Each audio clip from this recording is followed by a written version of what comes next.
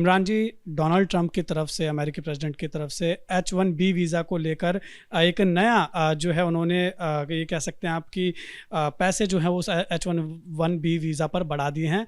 1 लाख अमेरिकी डॉलर हो गए, जो कि भारतीय करेंसी में तकरीबन 88 लाख रुपए होते हैं। तो इसको आप कैसे देखें? दोस्ती के रूप में देख रहा हूं। हमारे प्रधानमंत्री जी की दोस्ती ट्रंप साहब से थी, बहुत उन्होंने शोर मचाया था, मेरा दोस्त ट्रंप, मेरा दोस्त ट्रंप। दोस्ती का भुगतान देश कर रहा है, देश की अर्थव्यवस्था कर रही है। हम कहाँ खड़े हो गए आकर के, इसके बारे में चिंतन और मंथन की आवश्यकता है। पाकिस्तान और सऊदी के बीच में जो समझौते हो रहे हैं, उनको आप कैसे देख रहे हैं? भारत पर उनका क्या असर पड़ेगा?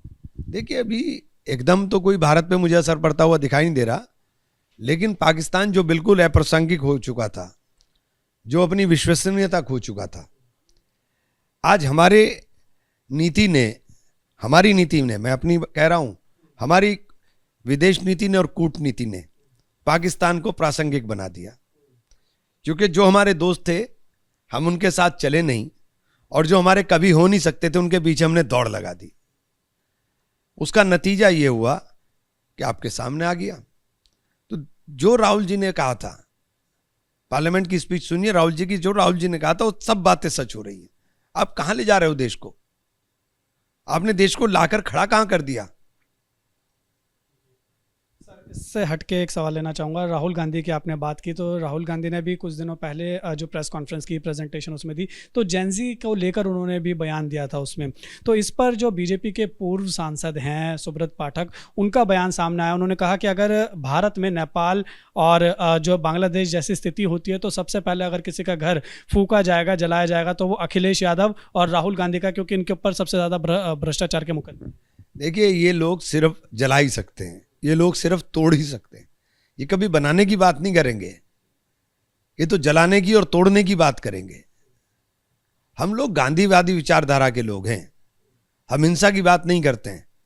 देश का नौजवान क्रांति लाएगा, हिंसा के रास्ते पर ही लाएगा।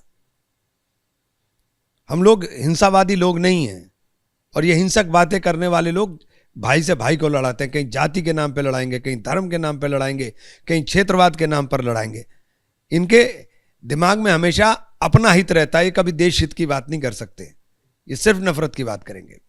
सर, चूंकि देखिए बिहार में अब विधानसभा चुनाव होने वाले हैं, बेहद ही नज़दीक है, और आप लोग इंडिया अलायंस के तहत जो है आरजेडी के साथ मिलकर चुनाव लड़ रहे हैं। लेकिन जिस तरीके से रोहिणी आचार्य के ट्वीट आ रहे हैं और आपसी अंदरूनी कलह पार्टी के अंदर देखने को मिल रहा है, बीजेपी बिहार की तरफ से भी पोस्ट किया गया है कि आरजेडी में से जो जे है वो जनता निकल चुकी है, सिर्फ अंदरूनी कलह बचा है। तो इससे आपको क्या लगता है कि चुनाव पर कितना असर?